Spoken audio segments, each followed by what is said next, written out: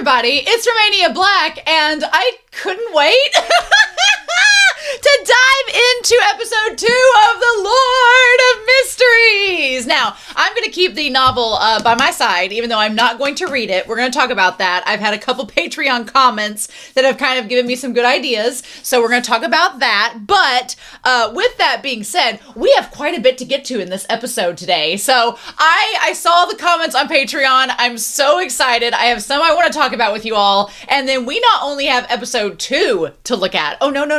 No, Be Happy, the moderator, and Sunspot's fellow patron have hooked your girl up. And so we not only have episode 2, we also have the second entry in the Chibi series, and we have 2 shorts from some series I should not know the name of yet, but maybe after this episode we'll be okay. So we have like basically almost an hour's worth of content to get through, and that's before we even start the discussion. So we just need to dive into it, right? But I would be remiss if I did not talk about some of these comments that have been left for me over from Patreon that I have taken notes on that we need to talk about before we get started. So, Angeli2477 for episode 1 says, personally, these next 2 comments are going to be talking about like what they think I should do with the novel situation, because this big old book, like what should I do with it? And so there are 2 comments that talk about this. Angeli for 2477 for episode 1 says, personally, I think it might be best to wait until after finishing the Donghua to try reading the novel. I do recommend watching the dub version, though. The voice acting is very good. Klein's voice in particular is one of my favorite VAs. I did not get a chance today to watch episode 1 of the dub, but I am going to make it a goal over the next couple weeks to get through the first 2 episodes of the dub, and maybe before I get to episode 3, hopefully, we'll see. We'll see how that works out with my schedule. And then Tiny Truck for episode 1 says, would it be worth it for you to read the novel? Yes. Like all caps. But like reading the chapters corresponding with the episodes between the episodes, nah, I'm not going to say why, but you will get it when you eventually read it. I'm like, fair enough. They said, but after you're done with season 1 and the extra episodes that are coming out this summer, the OVAs, I would highly recommend reading the novel corresponding to those episodes before season 2.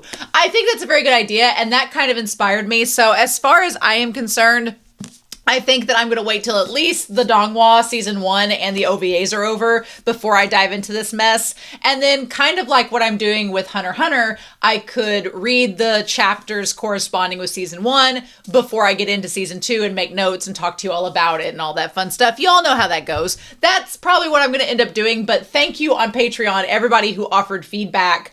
And by the time you're watching this, those of you on YouTube that did the same, because I appreciate the feedback and the suggestions from the fandom for me as a reactor. So that's really nice. Anime Annie for episode 1 says, I gotta say that for me, Dunn's statement, quote, she prefers corpses over men, did not calm down my fear for Klein when I first watched this. My brain immediately questioned, does Dally have a hand in turning men into corpses? She's like, I can't love you until you're dead. So I don't know about that, but I also told Anime Annie that, you know, technically Klein was a corpse, you know, before Zhou transmigrated into his body. So does he count as someone she's interested in? I don't know. Be Happy says for episode 1, Leonard, our haughty officer with his slutty looks. A little info that could help and wasn't really explicitly stated is that Zhou actually regained most of Klein's memories, except for the memories for the last few days of his life, which Dally could not retrieve either. It explains why he speaks the language, knows the sister's name, knew about the fight with the landlord game, and about Emperor Roselle. So yeah, so our boy Klein, he has some memories from his previous life, but not the ones that happened the days leading up to his death, conveniently. And Dally was trying to access those, and those were not accessible to her. So anyway, I was very pleased to know that most of you said that I was on track for episode 1. And I was like, okay, good. I'm sure it won't get murky or muddy or confusing at all. As Donghua tend to do. So, but that does make me really excited. So thank you all so much for your comments. Those were all from Patreon. So I'm really excited to see how YouTube reacts. Hopefully you all were amazing in that none of you tried to spoil me on Patreon. Good job. Gold stars. If I could mail you cookies without possibly giving you food poisoning, I would. But on YouTube, we'll see if that holds true. I'm not going to hold my breath, but I hope YouTube proves me wrong. So we'll check into that next time for episode 3. But anyway, I am super excited. We have so much content to get through that we're basically going to watch episode 2. Then we're going to immediately watch the Chibis and the other 2 shorts as I get my throat cleared. And then we're going to come back and talk about it all. Anyway, I'm pretty excited. I hope you all are as well, but we're not going to waste any more time. We are going to start episode 2 of The Lord of Mysteries as my dog has me throw this toy one more time. And we're going to get started here in 3, 2, 1. And Huckleberry, your girl's going to need to pay attention to this one.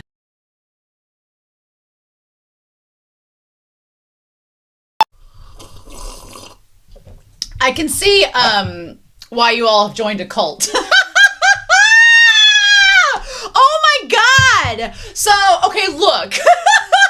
Neil and I are going to become best friends. Neil and I are going to become best friends. Neil is a man after my own heart because just when I was like, oh, Lord of the Mysteries, oh, this is a lot, oh, I don't know, Neil comes in and breaks everything down for us. We've got a lecture's worth right here. And not only is Neil's class lessons very important to help understand everything that's going on. This is just gonna, Whiteboard Coon has 2 sides. This side is just going to stay the Lord of Mysteries side for the rest of the season until I get done, and we'll just use this tiny little corner for the stuff that happens during the episode because holy shit, the world building. Now granted, I am under the assumption, as I throw this toy to Huckleberry, that a lot of this is based off of like Chinese locations. They're basing this off the Chinese language structure. There's 3 different language systems. I'm assuming that they're like basing it off alphabet, how the language has changed in China.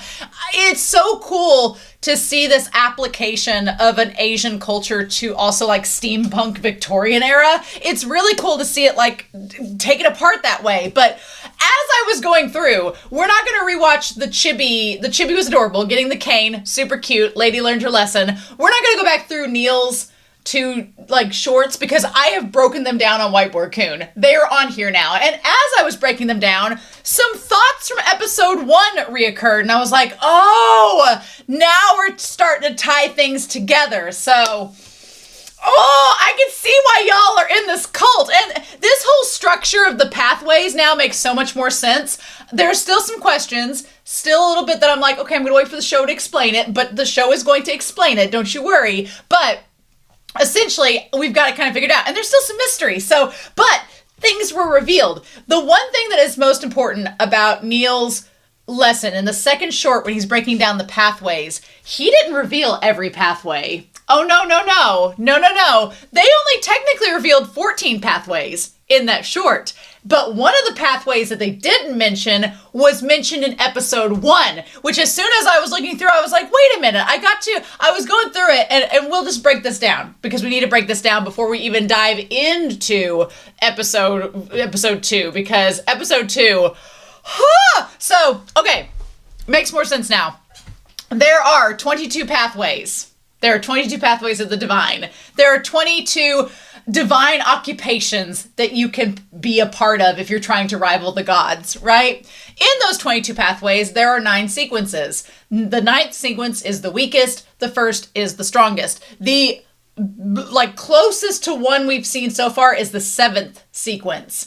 And that in itself seems rather impressive. So I cannot imagine someone in the first sequence. They would probably be akin to a deity. So there's that. I don't know if people even get to the first sequence. Someone had to have, otherwise how would they know about the sequences? But 1 is the strongest. In order to advance, in order to get into the pathway and then subsequently advance through the pathways, you have to drink these potions. These very sketchy, very MLM-esque potions that seem highly dangerous and that humans shouldn't consume. But what's life without whimsy? So every time you drink a potion, the sequence will increase. And you will acquire new abilities, and your old abilities will increase as well. It's kind of like, it just makes me think in Donmai of like raising cultivation levels. But I don't know. Here's the thing. I'm reading Thousand Autumns, as I'm watching this, which is another Donghua, another Danmai, another Chinese story. In that series, it also has different sequences, but the more powerful the sequence, the larger the chance that you will lose control and possibly kill yourself. So seems like that holds water in this story as well. So each sequence has an acting principle and an advancement ceremony. So there's a ritual, there's a principle. It's your constraint and it's your guide. If you don't follow those guides, if you don't keep within those parameters, you may lose control and become a giant tentacle bat monster that gets killed by Leonard and Klein. So there's that could possibly happen, which the idea that those guys went berserk and became these monsters because they couldn't control their abilities. We're going to talk about why we have some important constraints and why these organizations are somewhat relevant here in a hot second. But there's so much. So there are 4 different continents and there are 4 different main locations. There is the Faesac Empire. There's the Republic of Intis, and they seem a little bit more connected because the Faesac Empire, they just believe in the god of combat because they said there were 7 gods, right? So they believe in the god of combat. That's pretty much it. And then they specialize in the pathway of the hunter and the warrior. The hunter is in 2 different locations, so that must be a pretty common one, I'm assuming. Hunting seems fairly straightforward, right? A profession many would have and would need to have. So warrior and hunter. Warrior makes sense with the god of combat. Faesac, that makes sense. So we've got those 2. In the Republic of Intis, their capital is Trier, and they believe in either the god of steam and machinery or the god of the blazing sun, which seems kind of, the blazing sun seems in contrast with Loin, and also their gods, but they both share the steam and machinery one. So there's that. They specialize in the hunter as well, but also the bard and the savant. The savant's image had like a little gear attached to it, which makes me think like it goes with the steam and machinery. So that's cool. So that's theirs. They're like 4 specialties that they have between those 2 kingdoms. Then we have the Fainapotter kingdom, which has Sagar and Limbarg and Massey connected to it. They do the god of the Earth Mother, so there's our 4th. And they are very it's very floral, very flora themed. They have an arbiter, they have a planter, and apothecary. So they all seem to be kind of connected, the ones that they specialize in as well. Seems like there's a theme. Especially, I like the Earth Mother and the god of combat. It's like destruction and creation and opposition of one another. Very cool. Love that. Love the contrast and comparisons with our compass here. Then we have over in Loin. Loin Kingdom's got a lot going on. In Loin Kingdom, where they specialize in a whole bunch with the Evernight goddess is a greedy woman. She wants a lot to be involved with her. So they have the Lord of Storms, which is the 5th god. The 6th is the Evernight goddess. Maybe there's only 6, but I feel like there's 1, 2, 3, 4, 5, 6. The 7th god is not mentioned, so we'll go back to that. I feel like that was in episode 1, though. Didn't they say that in the little episode 1? We're going to go back to that. Episode 1. I went back to episode 1, and now I'm having to go back to it again. They mentioned, Anime Annie talked about how the intermission cards kind of function like in Attack on Titan. If you've watched that series, they kind of feel similar to that. But yeah, so here we go. Where is this? The Lord of Mysteries. There's like a little card there. Yep, the 7 gods. So the Eternal Blazing Sun, Lord of Storms, the god of wisdom and knowledge. Okay, wisdom and knowledge is the one that I am missing. Okay, we're going to add them on here. Where'd my little thing go? Okay, which Roselle Gustav talks about knowledge is power. So that seems to be tied perhaps to the idea of the god of wisdom and knowledge. I mean, it seems like that would be the one kind of over all of them, but we'll get more into that world building. We'll get more into it as we go. Then they have languages, which we're going to get into languages in a little bit, but in the Lowen Kingdom, their capital is Backlund, We are in Tengen City. We're near the Hornatius mountain range, which was brought up in episode 1. Something about that summit of that mountain range. Are they doing a ritual at the summit of the mountain range? We don't know. Could be, but it was mentioned in episode 1. And then they kind of special. There's a Desi Bay. There's a Berserk Sea. Seems treacherous. Then there's the Sonia Sea. The sailor man from episode 1 said he was from the Sonia Sea. So he's not too far away from Klein. And then the girl had a Lowen Kingdom accent, so she's actually closer than she seems too. They're all kind of in the same area, not all around. But with the Evernight goddess, they have seers, priors, sleepless, and corpse collectors are their main ones, right? So we've got that going on. Then we have these languages, Lowenese, Hermes, and Ancient Hermes, which they said throughout this that Klein knew Hermes and was knowledgeable about the Fasak history. So there's that. But also the languages are used for prayer, sacrifice, and spell casting. Back in episode 1, Dunn was talking to Leonard and were saying that they thought that Naya and Welch, the two that died, were possibly sacrificing a Beyonder. So what that means is that they were using ancient text, trying to conduct divination to possibly sacrifice a rando Beyonder who's drank a potion, because anybody that's drank a potion becomes a Beyonder. It's not just that you're in the organization. You drink a potion, you are a Beyonder. You just might not have made smart choices and then thus could be sacrificed rather easily. And something went wrong. Meanwhile, also in episode 1, I went back and looked at that, it's like all of this is happening, and then there's the mysterious dimension where the tarot cards come into play, and Klein is not only dealing with this crazy-ass world, on top of trying to get back to his regular humdrum life, which seems infinitely more simple, but he also has this, like, extra world that he goes to, where he meets the guy and the girl, and in that situation, they're playing, like, with the tarot card nicknames, and in that situation, he was talking to them, and the girl mentions to the guy wanting to know how to become a Beyonder. He says he basically lists all the reasons. He's like, if you want to become a Beyonder, you have to become part of one of these secret organizations that works for the different deities. And he's like, usually, the way he talked, it didn't seem like that was very common. It's pretty rare to get chosen by the special organizations. I can understand why. You're dealing with people with powers that could go berserk and cause a lot of damage. You got to do damage control, and you also have to manage your organization. Plus, especially like the Nighthawks, they're kind of a covert group. You don't need a lot of them, because then they won't be covert anymore. So the guy in the sea, the guy from the Sonia Sea, he tells the girl, he's like, basically, unless you get chosen by the organization or stumble into it like Klein has, then your chances are you just might as well just marry into nobility and maybe find connections that way, because it's not so likely. However, he says that he has 2 potions that are sequence 9. He has 2 basic potions that he has formulas for that he could trade her one. That seems like some very dangerous illegal embezzling and smuggling, and I don't like that. No, that seems dangerous. Why would you do that? Old Neil said that was dangerous. Don't do it.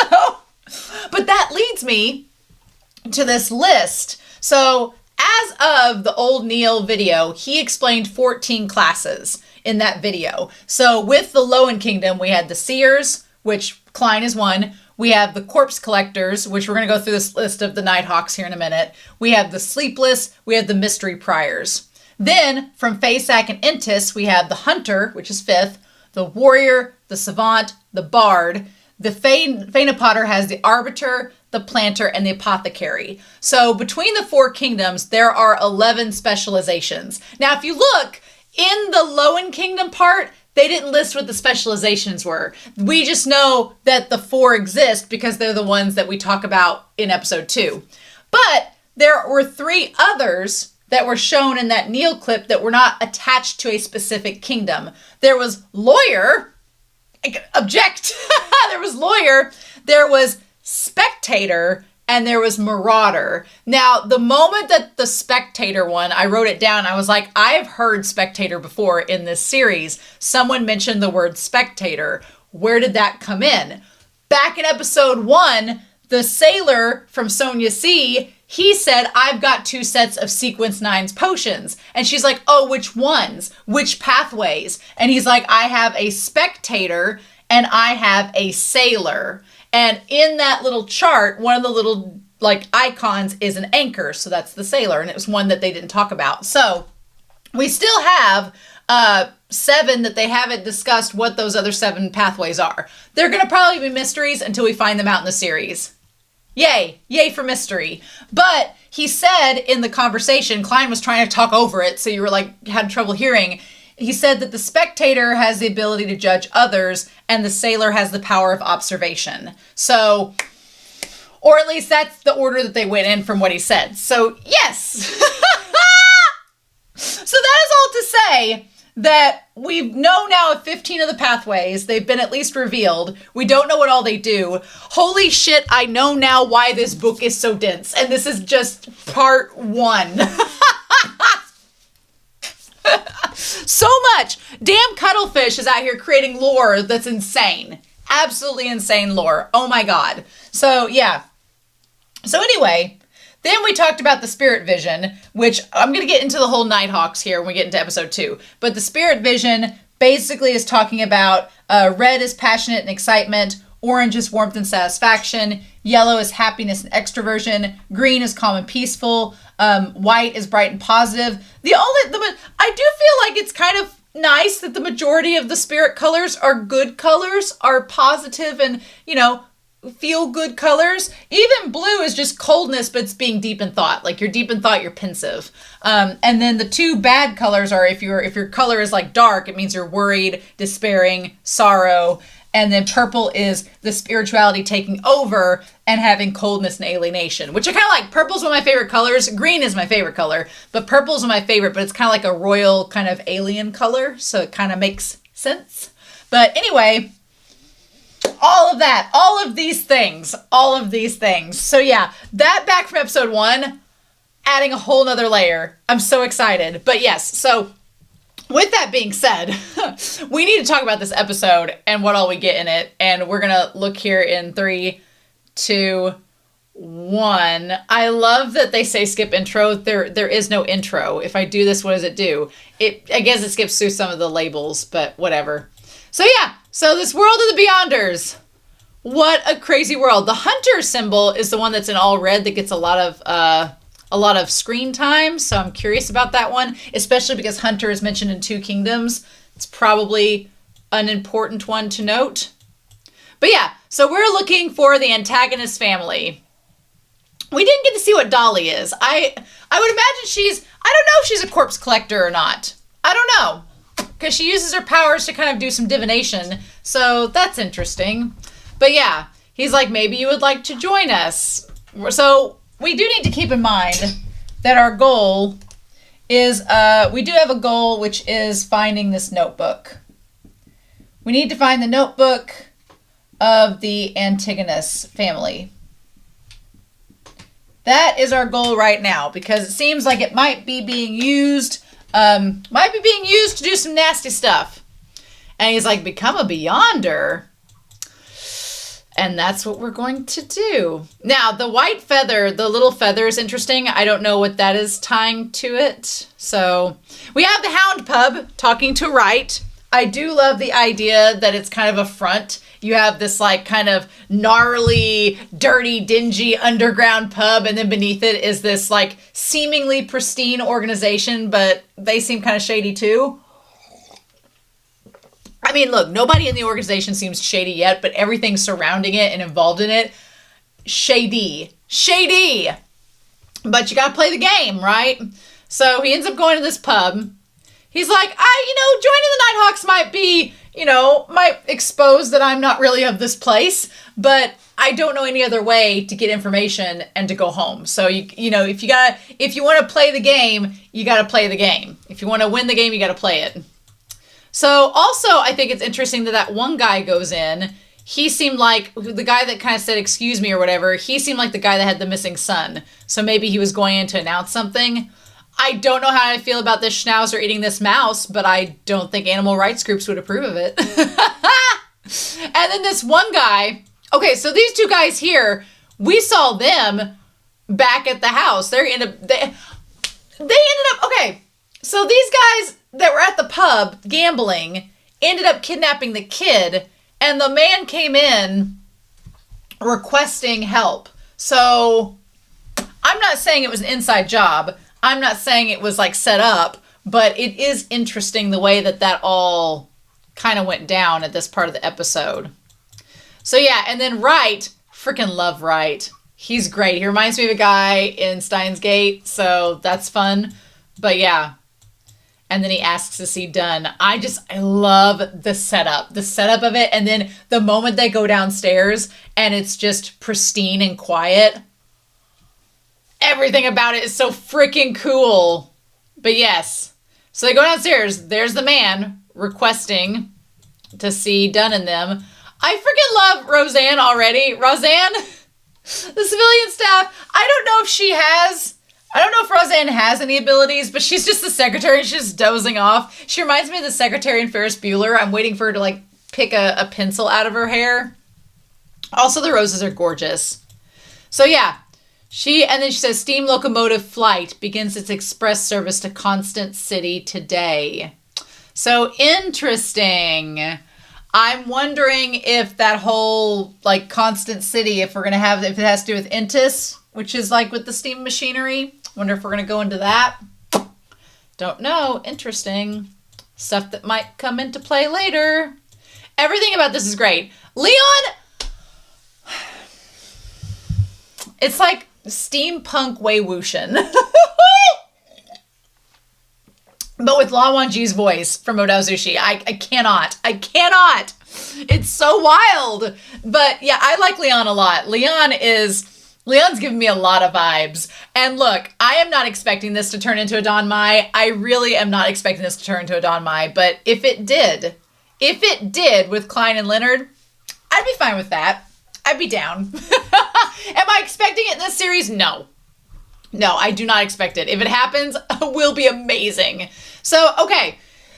Leonard Mitchell is a sleepless. He is level 8. Midnight Poet. I don't know. Once you get past the ninth level is just standard. It's where you start. Once you get to the next step, you gain like a new ability. So his is Midnight Poet. So it seems like his abilities allow him to manipulate reality to seem like a dream, which would tie to the Sleepless. It's like Gengar using Dream Eater.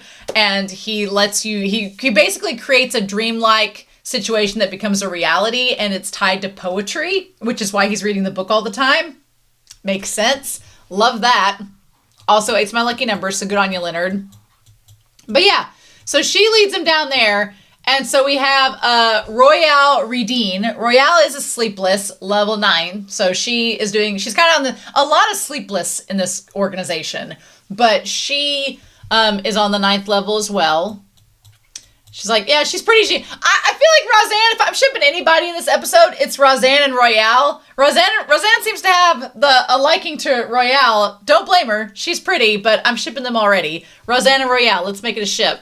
She's like, I haven't had a chance to talk with her. Talk with her more. Then we have this guy, Fry, who is like getting in with these bodies and like tracing. It looks like he's tracing the blood vessels to like trace like maybe the cause of death or to see something. He may look cold, but he's a kind person and taught me how to sketch. So he's like drawing their anatomy based on that. Wow. So he is a sequence 9. Now his thing said sequence 9, but in Neil's video it said sequence 8. It said Gravedigger. So maybe sequence 8 or 9, we don't know. But his name is Fry. He looks pretty cool. He looks like he hasn't slept enough. And then she says, Kinley's been a Nighthawk for 6 months, but still gets nervous. So yeah, Kinley White is a sleepless, level 9. Okay. I feel like the sleepless use dreams to like accomplish things. Neil also said that there was a character named Sika, but we didn't get Sika mentioned at all, so maybe they'll show up later. And then Dally, we don't know who Dally is. And then Brett was mentioned on the staff. Don't know Brett either, but we're going to maybe hopefully figure out who they are later. Just the animation is so gorgeous, y'all. The animation is the Channis Gate, everything. It's beautiful. Beautiful. So yes, Dunn is a sequence 7 Sleepless, where his sequence is called Nightmare, which makes sense with episode 1 because he was controlling the reality around Klein to make it look like a dream, but it was actually a nightmare. So it makes sense. So I kind of like the idea that this group of Nighthawks, which is my favorite Edward Hopper painting, I love this idea that the group of Nighthawks are all kind of like manipulating dreams for the most part. It's kind of cool. It's neat. Dunn is an interesting character. I like him. And they basically kind of like moonlight.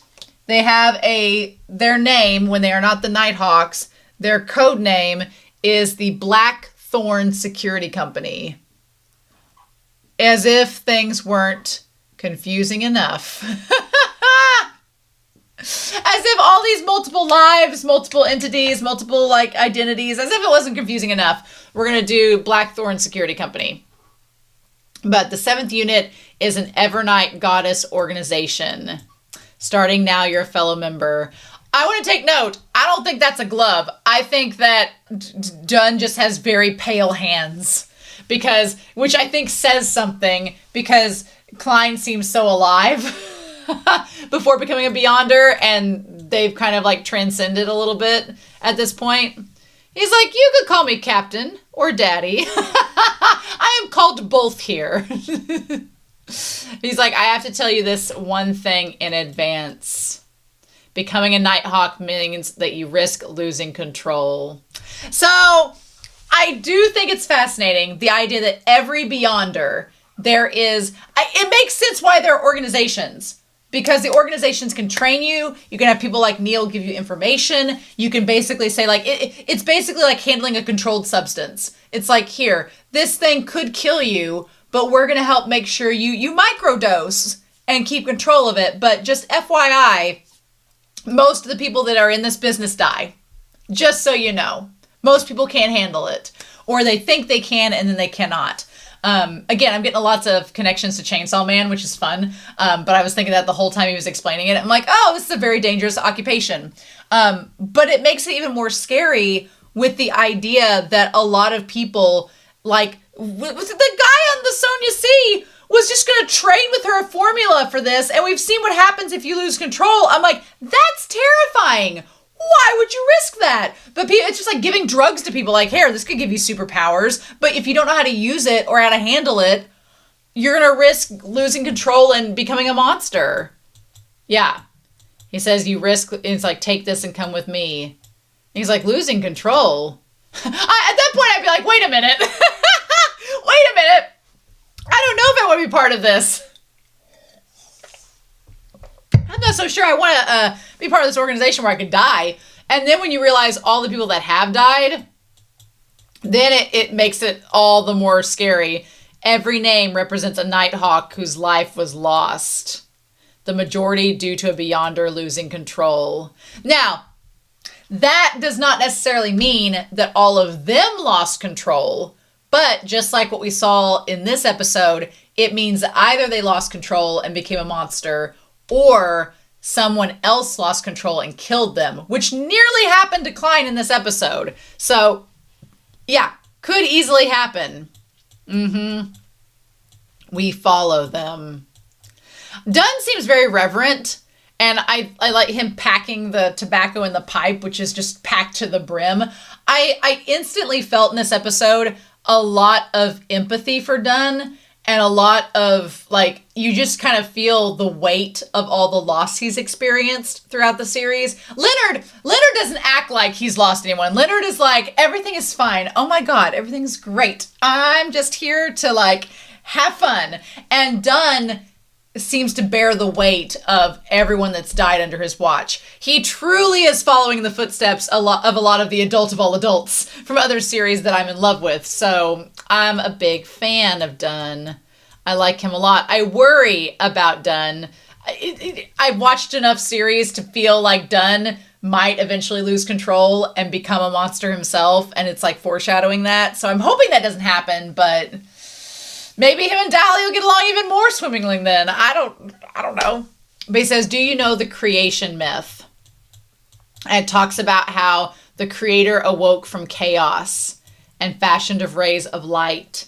His eyes became the sun and the moon, and his ears became wolves. His hair turned into phoenixes. Interesting. Humans use Beyonder materials to craft potions and get powers from different pathways. The Hanged Man. Yeah, he said the Hanged Man from yesterday mentioned that. Yep. The Evernight. And so then we had this imagery here, which was really cool. So yeah, you've got these different pathways, which is kind of wild. You see like the 4 different ones there. That's crazy. The Evernight Goddess has sequence 9 starting potions for 4 pathways. Okay, so there are just 4. Yep. So the Evernight Goddess has those. Okay. We have the complete sequence for the Sleepless pathway. Oh, okay. So he didn't say what happens in the complete sequence of the Sleepless pathway, but we do find out that the Sleepless one, the Sleepless is complete. So you could be a sequence 1 Sleepless if you wanted to. That sounds terrifying. Considering what a sequence 8 can do, 1 sounds terrifying. Okay. The Corpse Collector has remarkable self-defense capabilities. So we have self-defense, which makes sense. I don't see a Corpse Collector. Doesn't sound like a hunter or a warrior. It sounds like you need to defend yourself. Has defense capabilities. Mystery Prior and Seeker have an advantage in mysticism, but they lack the ability to counter. Okay, so there's this really, I feel like in Neil's classes, they were showing us scenes from like future episodes, and I did not focus on those because I don't want to be spoiled. So I'm not going to think too hard, but this yellow necklace was mentioned in one of them. So they have an advantage in mysticism, but lack the ability to counter. So in that regard, he said, okay, so Seers have, so basically Neil and Klein, they have the ability to like get more into the mysticism, but they are not good at defense. So not the best at defense, which kind of checks out. He's like, although I should mention that for the Seer pathway, we only have sequence 9. Oh, okay. So they don't have beyond the first formula. So he's like, you're going to be stuck at this level for a while unless you can find the formula. So we need to make note that there is only the 9th sequence for Seers. That's what he meant by it. So he's like, I can't get you to the next level. You're going to be stuck in this realm for a while, which might not be bad for Klein. He needs to get a learning curve. So he tells him to see the man in the alchemy room, which is Neil. And then we see him looking at the candles. We're a bunch of miserable wretches constantly battling danger and madness. I mean,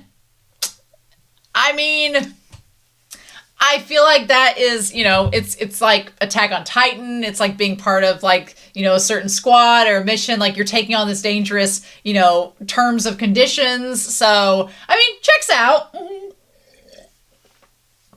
I am all on board. I love the idea that there's so many different possibilities with all of these different abilities. It's a lot to take in at once because there's so many options.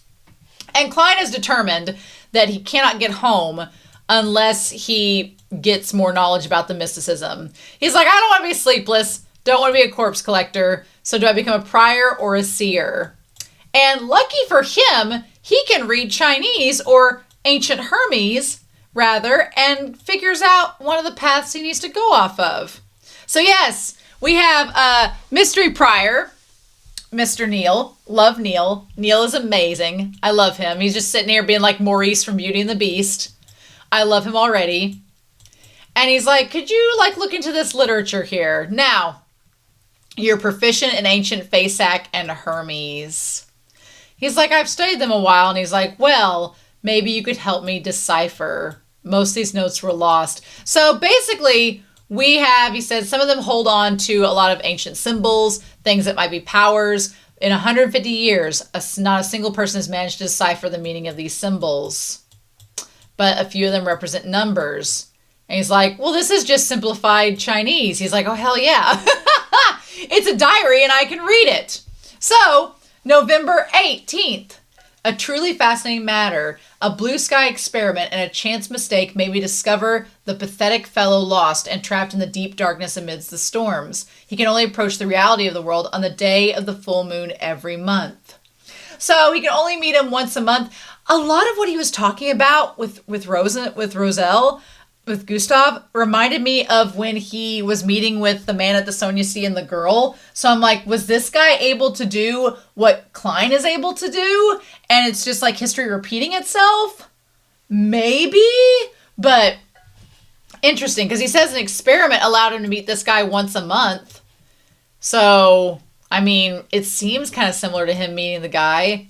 He is lucky to have met me, the protagonist of this era. Yep, so Roselle Gustav. Yep, so Roselle Gustav also seems a bit like a romantic, and Klein's like, damn, getting it on with the ladies, huh? So we meet Roselle through the text, Gustav. And he's kind of the guy behind all of this. And he seems kind of similar to Klein a little bit, but he has this diary. I wanted to go back to the diary. I wanted to read the whole damn diary. That would probably answer all of our questions. But yeah, so we go back to this gala. He's like, Florinda was truly splendid. And I like that Klein's like, I don't want to read some old man smut on this fine day, but... So then he says, the name of the potion is not solely symbolic at its core. So, okay, so here's what he says here. He gets into this. Okay. He says, you're one passionate guy, Emperor. Then he goes on and says, I keep repeating myself. The key about potions isn't grasping them, but digesting them. It has nothing to do with tapping into powers, but acting. Which is interesting. So the acting part is a curious choice of words because the whole thing that Klein is doing is acting. He's acting as the fool. He's got this alternate like dimension setup going on. So I don't know if that's going to tie into that or not. That's going to be interesting. The name of a potion is not solely symbolic at its core, but a concrete image, the key to digestion. So I guess digestion is like absorbing it. So, okay. The name of the potion is not symbolic at its core, a concrete image. So maybe it has to do with the image that you think up and is that how the power is determined? And that's how you absorb it? I mean, that kind of would relate to what Klein did in this episode. He's like, this is a lot of info. And then he goes back, he's like, maybe I could find a way home. And then he reads on, and there's like the potion that shows like it dripping down on the screen here. And he says, I made a hasty choice back then. In hindsight, I should have chosen. And we got apprentice, seer, or bandit. So let's add 2 more, shall we? We don't have bandit on here. So we're going to put bandit. And we're also going to put apprentice. And these are 2 mentioned by Gustav. So that leaves us with 5 that we don't know about. But he did say that he would have chosen either bandit, apprentice, or seer. I wonder why. Seer makes a lot of sense because seer seems like you're going to learn a lot about the mysticism itself, which if you were smart would allow you to make informed decisions and be able to choose the right path. Apprentice makes sense to me because when I think of apprentice, I think of someone that's under a mentor or learning from someone. So again, it's tied to knowledge, which Gustav says knowledge is power. And the bandit one is interesting. Bandit, I don't know, but bandit seems maybe they're underestimated. So maybe that would like you'd fly under the radar or it'd be easier to control. I don't know. Also, we also don't know if Gustav is a reliable narrator or not. Gustav might be full of crap. Klein's going off of his advice, but we don't know how reliable or trustworthy it is. And he's like, and decipher the diary. He's like, oh, silly boy, you couldn't possibly do that. And I'm like, Well, he just kind of did. He's like, I'm going to, just choose Seer. He's like, are you certain? Once you take the potion, there's no going back. I'm too indecisive for that. That would be my big holdup. That would be my big holdup, because it seems once you choose the pathway, you can't choose a different pathway. You can only advance in that pathway to the conclusion, but you can't go back and restart and choose a new. If you choose Bandit, hope you're happy with Bandit, because you can't go back and choose Savant. You're stuck with what you got. That seems terrifying, and I'm an indecisive person, so I don't like that. Also very dangerous, because like the girl in episode 1, she was like, oh, I've always felt I was a spectator. And I'm like, but girl, what if you don't know what it does? I don't know. Sure, you want to judge people, but how's that going to work?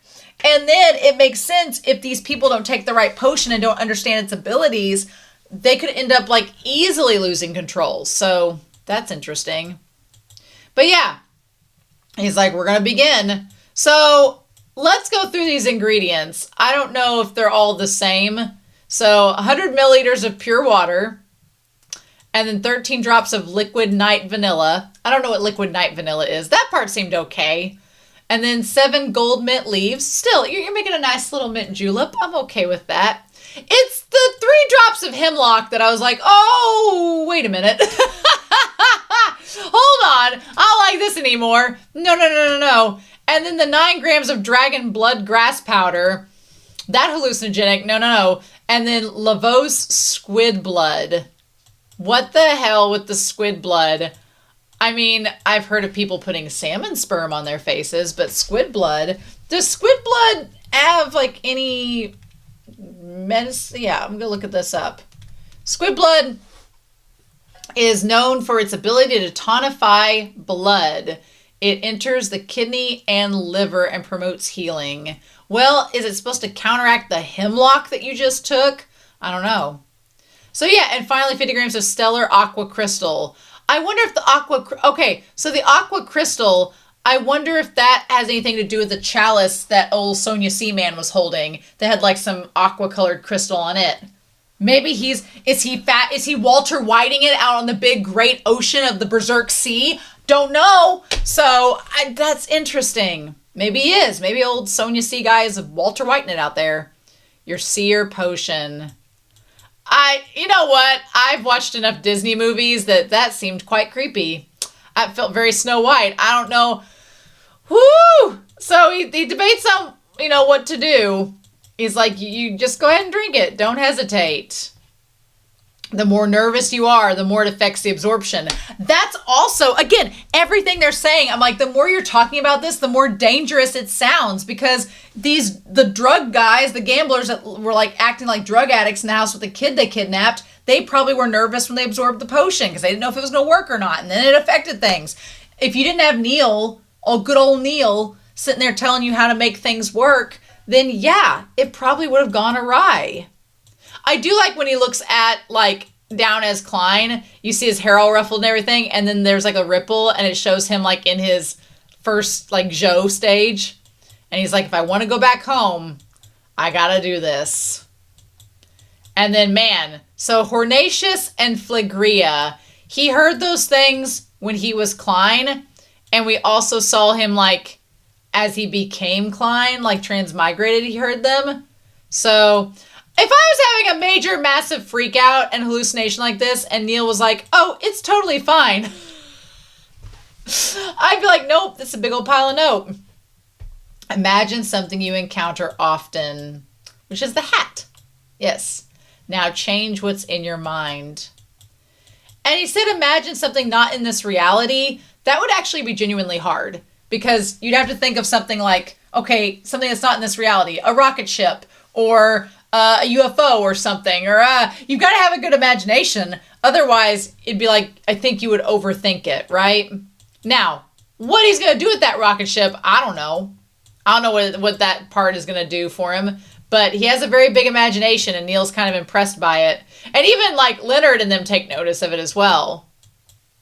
But yeah, so he's able to be a seer, And the way that his eyes change is creepy. They like glaze over.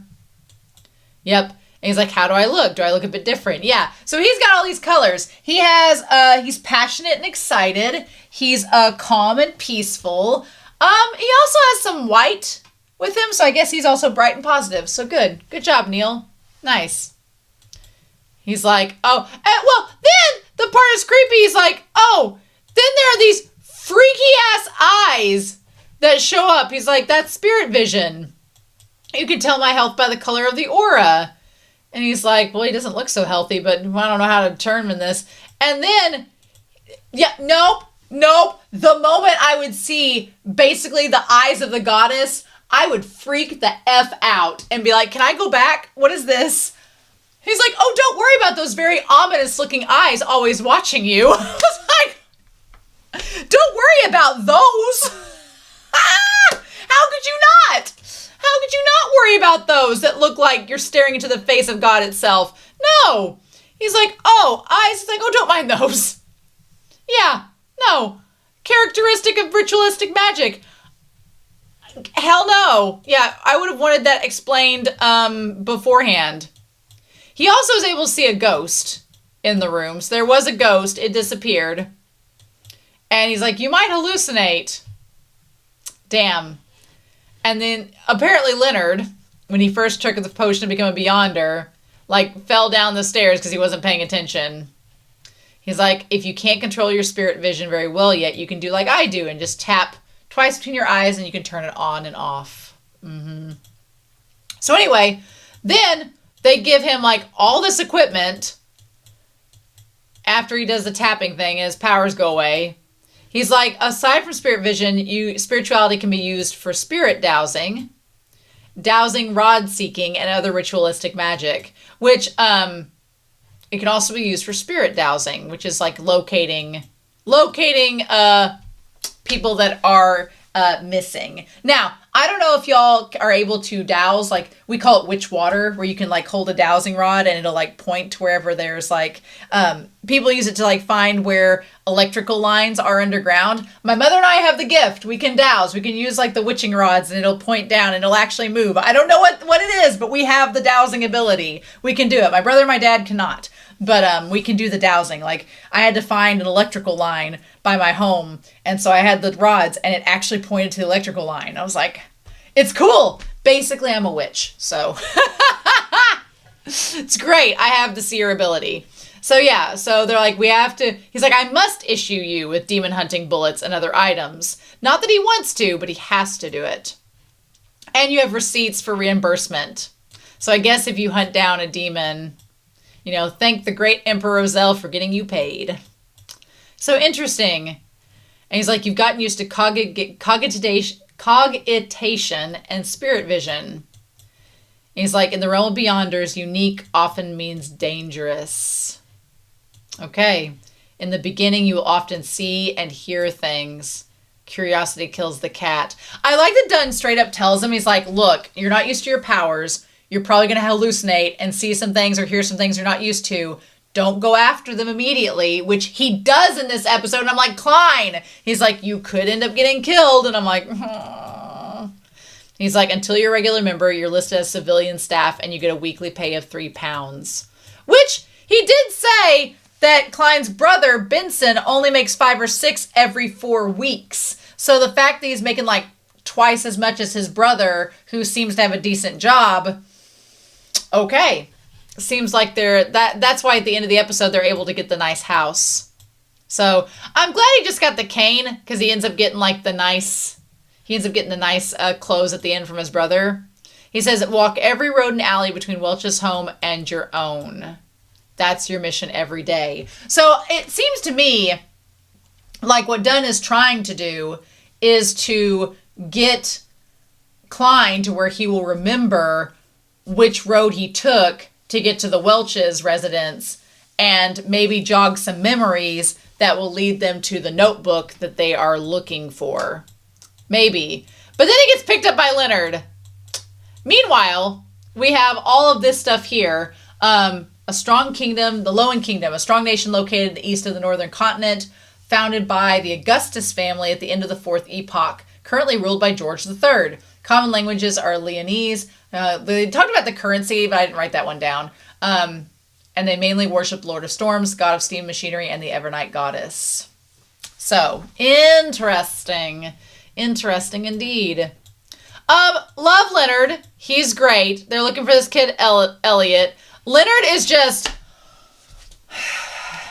like the chesticles out, the ruffles just cement it for me. The long hair, the bow, the ruffles, such a poet. It's like, it's giving me Rose of Versailles. It's giving me just like 17th century aristocrat. It's giving me romantic. I'm all about it. Leonard has my heart. Like Dunn is daddy. Leonard is just straight up hottie. I'm just like into both of them for very different reasons. But yeah, so the client is a returning customer. Can't keep track of this kid, apparently. He's like, searching for people is a Seer's specialty. So I like the idea of using the cane as the dowsing rod to like locate him. That's really cool. Look at this bitch. Look at how hot he is. Why? Not fair. He's insanely handsome. It's not fair. Not fair at all. So yeah. So I like that he like lets out what location he's looking for, and he can use his spirituality. It shows him like running off from the dad. And then I like the idea of the water tracing his location. Also, again, the eyes are freaking creepy. Freaking creepy, but they are like eyes of divination. They're helping like to locate. He's using the spirituality powers of the divine to locate this kid. So I guess it makes sense, but it's looking pretty creepy. And so, yeah, and so they basically use his ability to find the house where he is. Now, these two guys are in there with the kid, and Leonard's like, okay, I'll be done in a minute, and then we'll be off the clock. And his powers, he has to turn them off. He's like, did I overuse my spirituality? So then we get these two guys in here saying 3, 4, 5, 6, 7 straight. Bomb. Straight and bomb. Yeah, they look like they have overdosed and did not think the potions through very correctly. I wonder if maybe they were trying to like do a ritual or something. Maybe they were going to sacrifice the kid. Either way, Leonard's ability and the idea that they can use like the sequence to like basically start a domain expansion is like crazy. I was like, what? Insane. So he like has the power to teleport via turning into petals. Awesome. Love it. Love the rose petals. But then he can like create this domain where he just can basically trap them in there. Oh my gosh. I love it. So he knocks both of them out and thinks that everything is hunky-dory and done. And they rescue the kid. And he's like, the regulars at the Hound. Now, the feather, the little translucent feather here, I don't know if that translucent feather belongs to another Beyonder or someone else, and thus they are controlling these two. I don't know. I don't know how that works. I guess maybe we'll find out. This isn't an ordinary kidnapping. So they get out, and then they, like, combine together, which is creepy as hell. Interesting. I don't know if the feather made them like do it themselves combine or if they did that. Ugh, that's so gross. Ew. But yeah, the two Beyonders lose control and become this giant monster, which is terrifying, actually. But then he performs this ritual. He has his book of poetry. And so, yeah, I like that he makes Klein take the shot at first to try to, like, shoot the Beyonder to get rid of him. And it kind of works, but then that's when he instead uses, Leonard uses his ability. He's like, it's your first time with a gun, huh, kid? And yeah, then the monster, like, goes up in the air, tries to come back down to get them. And then Leonard activates, like, it's like Revolutionary Girl Lieutenant. It's so good. I freaking love this. What even is this? It's amazing. The threats of hell and hopes of paradise. Everything about this entire sequence is gorgeous, and I cannot praise it enough. It's absolutely amazing. I'm in love with it. Yep, one thing is at least as certain. This life flies. I love the poetry, and it's like trapping him. One thing is certain, and the rest is lies. Oh my gosh. Yeah, the flower that once has blown forever dies. I love him using this poetry. He uses poetry to basically kill his opponent. I love him. He's amazing. I love Leonard so much. And then that's it. Boom, done. Freaking amazing. Love Leonard. And I like that Klein has his eyes closed throughout the whole thing.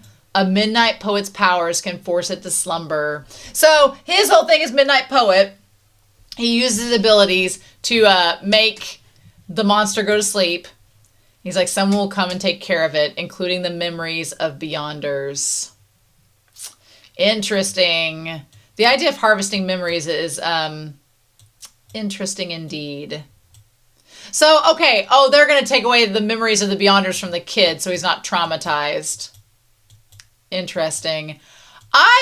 And then that's when Klein realizes that he might have been at this location before, which is creepy. That means something's connected with the Welshes in Naya. It's all connected. How did the gambler Bacchus obtain this potion? Wild Beyonders have a 100% chance of losing control. I despise cases of Beyonders losing control the most. You're lucky. Few witness a Beyonder losing control in their first assignment. He's like, you have a unique definition of lucky. But yeah, so the question is, how are they getting a hold of these potions? Well, it seems like there's lots of ways people can get a hold of potions, honestly, though it's very dangerous. And he's like, if you take these potions from the black market, you're going to lose control. Like, there's no way of avoiding that. And then he's like, you have a special aura that attracts me, which earlier Dunn said that unique means dangerous. So Leonard likes a little danger in his life. Now, look, listen, Klein, I know you're not being very open-minded right now, but I think if you give Leonard a chance, let's not be hasty, Mr. Klein. But no, he's like, I'm too hot to be single. But then this whole thing here where he like looks over and he's like, as expected, he's nothing special. The shadow like moved. What the fudge? What is up with his shadow? Is that part of being a sleepless? What? How does that work? As a shadow, what? Is that part of the ability? Is it a different ability? Okay. Is that just something special to Leonard? I don't know. We don't know yet. We'll see. But yeah. So then he was going to go and tell Melissa, but then he goes right back to the building that he was at before. Now, the question is, the part that is freaky about this entire ending scene, before we get to like the after credits, is that there is no explanation as to if this is a hallucination on Klein's part, if it's his spirituality that's causing, because Dunn did say that in your early formative moments using abilities, you're going to have hallucinations. So we don't know if this is Klein and his own ability affecting him, and he's having a flashback to where he was prior, and he doesn't have the memories, but the memories are trying to come back. So we don't know if it's that. We don't know if it's another Beyonder that's doing like the power of a sleepless, like what Dunn was doing, and forcing this dream upon him. We don't know. We don't know. So it's left up to the mystery of the show. But yeah, and then ballsy as hell, opening up that door. I'm like, my dude. And it leads to the notebook that he gets, which said that we're all going to die, including me. Everyone will die, including me. And then he sees the Fool card. Seems ominous as F. Ominous as F. And then he wakes up back in his room. Nope. The building across from the kidnapping holds a clue to the family notebook. That's what he's found out. Okay. So the family, the house across from where the kidnapping was at, has a clue. So we got a lead. We got a lead for episode 3. Oh my gosh. Oh my gosh. Ah! Okay. Now, I know I've talked for almost an hour, but I do want to go to the end credit scene. I like the ED a lot. It's great. But yeah, so with the money that they got, they moved to a new location, which is smart, considering, their old location was pretty sketch. Import-export clerk. So yeah, Benson makes some pretty decent money, but I love the idea that they're all three, in this house now, and it's super sweet. They all, it looks like such a great setup, and they have this, first dinner together as a family. Melissa, has ordered 5 more baguettes than they needed. But it's really sweet that they got him all of this, these clothes and everything so he can be dressed up, and he has, the top hat now. It looks so good on him. But as the two of them are you don't need to thank us, we're family. As they ruffle his hair, he thinks of his mom and dad and gets really sentimental, and they're like, we're family. And you can tell that Klein feels a little emotional because he's like, I'm not really your brother. I'm not really your brother at all. I'm just this guy that got transmigrated into his body. But at the same time, he's like, I really kind of want to go back to my own family. But until I can do that, I'm kind of glad to have you two around because you're kind of like substitutes for my mom and dad. So thanks. So it's a really sweet moment. And it gives Klein a little bit more development, which I think is awesome. But yeah, let's toast Klein finding a good job. Sure. The most dangerous job you can think of. But sure. Yeah. Congrats. Now I'm all curious about this. I'm all curious about the cat. I'm curious about everything. The book doesn't give any reveals, which is good. But oh man, y'all, I've talked for an hour about this episode and worth it. But if I didn't already have this set up, I could go into even more detail, but this helped to expedite the process. But Whiteboard Kid and I are gonna have fun is basically what I'm telling you all. And this series is getting crazy, and I'm really, really enjoying it. So I hope you all are as well, because I'm starting to see why y'all have a cult. Anyway.